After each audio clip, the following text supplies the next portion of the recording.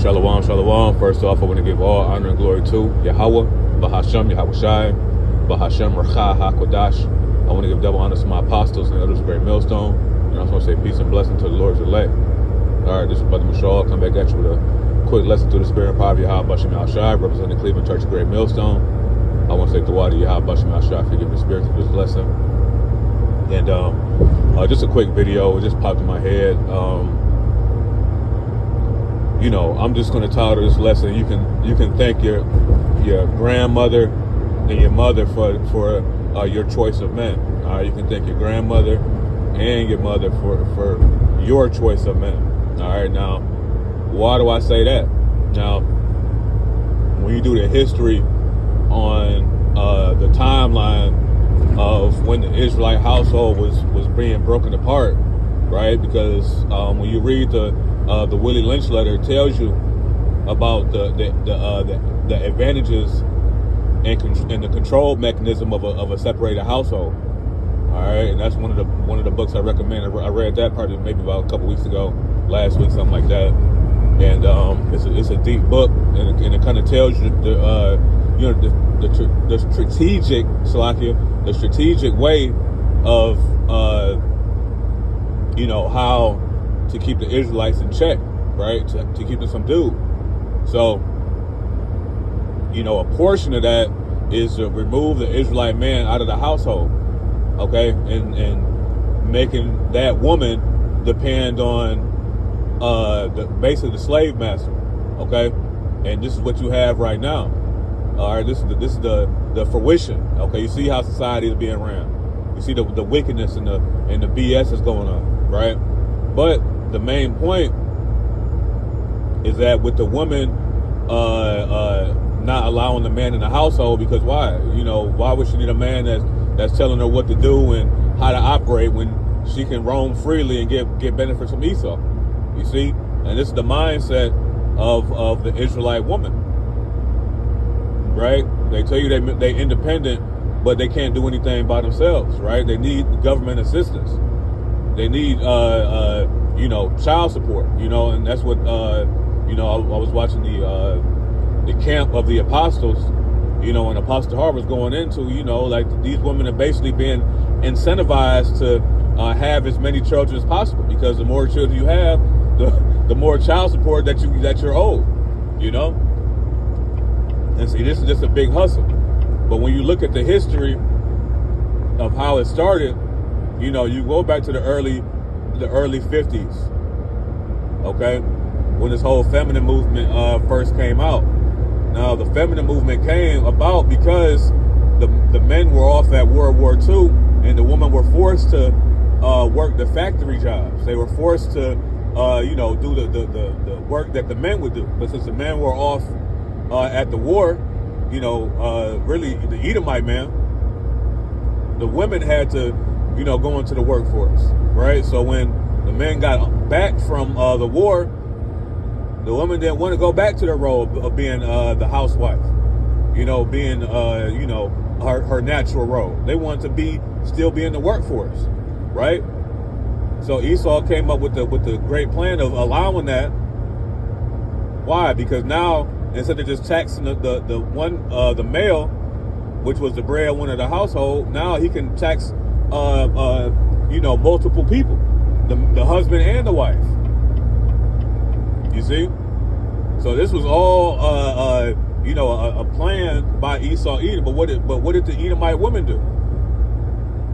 They recruited the Israelite woman into this thing. All right. So now it was a whole movement based on a position for women. But as it grew, you had it where the bills were passed where you could be incentivized. They saw the Israelite woman applying for welfare and applying for benefits, and they said, "Hold up, we got them." They want to be single and independent like the Edomite woman or our women, right? Let's go ahead and let's incentivize the Israelite woman to leave her man, to become independent. And back in the 50s is when your grandmother was born. You know, well, some great grandmothers. You know, so all of this happened in order for the Israelite household to come to crumble.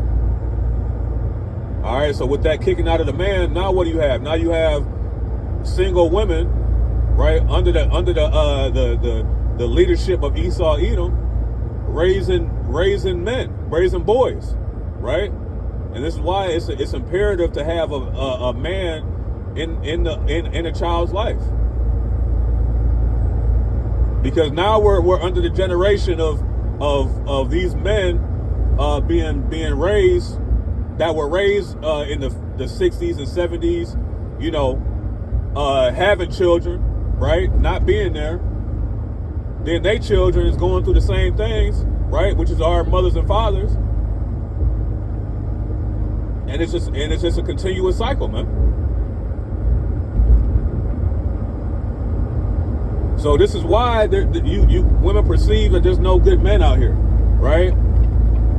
Because of the gifts that Esau gave your mama and your grandmother. You know, women were the ones that were raised in the households because the men were getting kicked out. You know, when you look at the school system, you know, 70%, at least 70% of teachers are women. You know, all these things, these leadership positions that women are being placed in are breeding effeminate men, because women don't know how to be men. You know, women are really the nurturer, and men are really the enforcer. Right? When a man speaks, their children listen. And this is why you get over feminized men that's out here shooting up people and selling drugs, because they were raised by single women, man. And that's why the scripture says in Ezekiel, as is a mother, so is a daughter. Because you had women that received these benefits, and the same things are going on that was passed down from you know, our grandmothers to our mothers, and from our mothers down to who we are. You know, these are curses, man. You read Deuteronomy, the 28th chapter.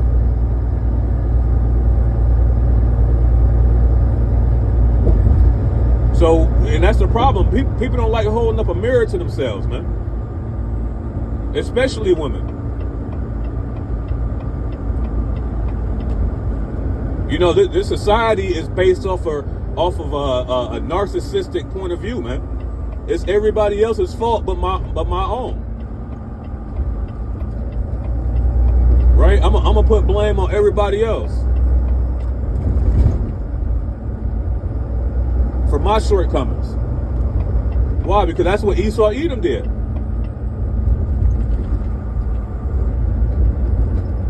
You know? And Jake hates taking responsibility, man. You know, in this truth, we hold ourselves accountable, man. We're remorseful for our actions. But when you talk to your pork chop eating grandmother and realizing why her ass is single, all your aunties are single, your mother's single, but they got 4-5 different baby daddies. Because why? Because that's how they are, man. You see? So this whole I don't deal with so-called black men, and I don't deal with the Israelite man, and you can thank your grandmother for that, man. You can thank your mother and your great grandmother.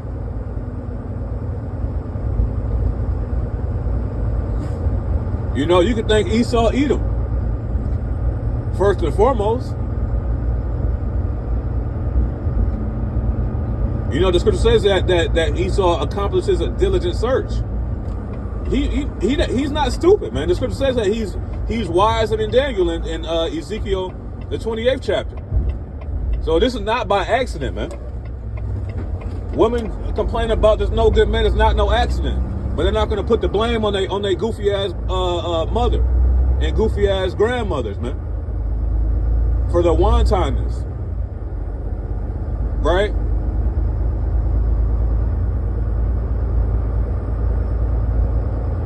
All these things were bred into our women, man. They see how their mothers acted. They see how their grandmothers acted.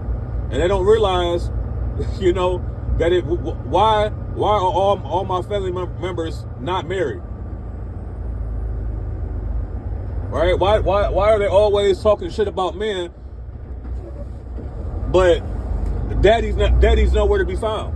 Because daddy's far away from your crazy ass mama, man. That's why. Daddy got tired of the bullshit that your mama was bringing, man. That's because it says I'd rather dwell in a lion's den than dwelling with a brawling woman, roughly paraphrasing. You see, the scripture talk about a contentious woman.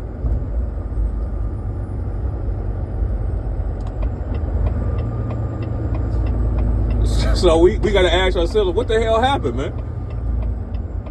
Because it was an honorable thing when back in the day to be married, to be a family. You know, and you know, first and foremost, before anything happens, the man gets to blame. You let your grandmother tell a story of your grandfather. It's gonna be all hell and back. You know, and then but instead of asking the right questions, right? What you know, women just sweep it under the rug, man. And then they look at the stories that the grandmother and the mother tell, and now you have a perception of man that may not even be right. Now you have the same choice of man that they were dealing with. You know, now you're not searching for men with logic. Now you're searching for men with substance, because your mother says to go after that bag.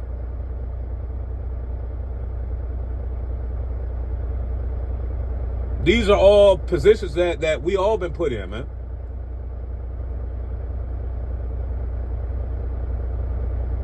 And this is why the Israelite man ain't really dealing with Eve no more, man.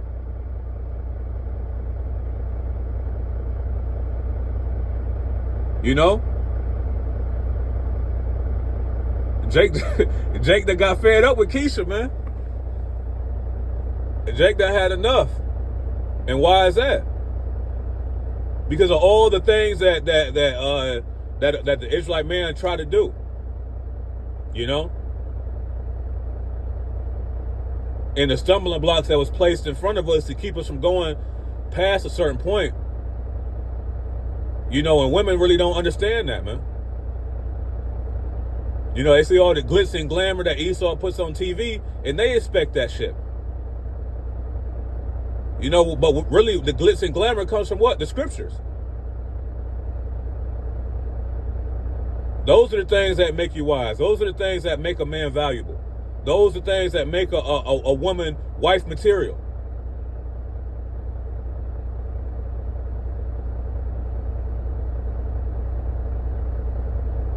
But really, without that, what are we? All we doing is like dogs in heat, man, humping around, you know, without no order, you know, popping babies out, not knowing who the baby father is. All this is been created, man. You know, all this was given, saying, you know, go ahead, girl, you only live once. Go ahead, go to college, test the waters, do all this and that. You see, it was a lack of leadership, man. From the Israelite grandmother, from the Israelite mother, and the Israelite auntie.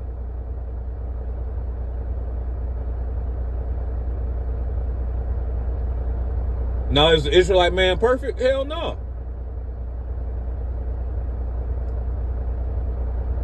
But the Israelite man that you see today is a result of men being bred a certain way, man, and being raised a certain way, being raised without a a father figure, right? Or the father figure that they grow attached to is multiple father figures. Because as soon as a woman gets tired of one man, she switches to the next man. So the Israelite man is all bugged out in the head, man. Right? Because of the shortcomings of Eve, man.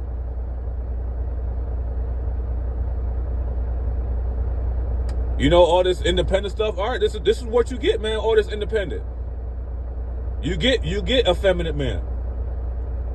You get men that lie to you and walk in their emotions, because that's what women do. Women manipulate. This is why men manipulating women right now, man. Saying what they want to hear, right? And then skedaddling out, man. Right? Because that's what women were trained to do.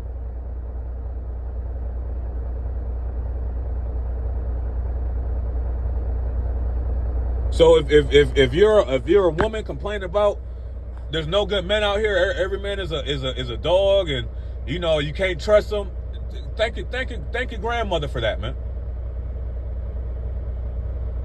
Thank your auntie with 4 children with 3 baby daddies. And now she's 58 years old with a taper fade, man. Thank her. Those are the ones that's raising the men that you're dealing with right now. They're the ones that was talking shit about their fathers to their sons in the 70s, in the 80s, in the 90s, in the 2000s. I forgot how old I was. You see, so now it's time to start to hold ourselves accountable, man, and understand that our leaders failed us. Women, your leaders, your women, the elder Israelite women, they failed you, man. Just like the elder Israelite man failed us. But now the restoration is coming. The healing is coming. We're being healed right now with the understanding of the truth.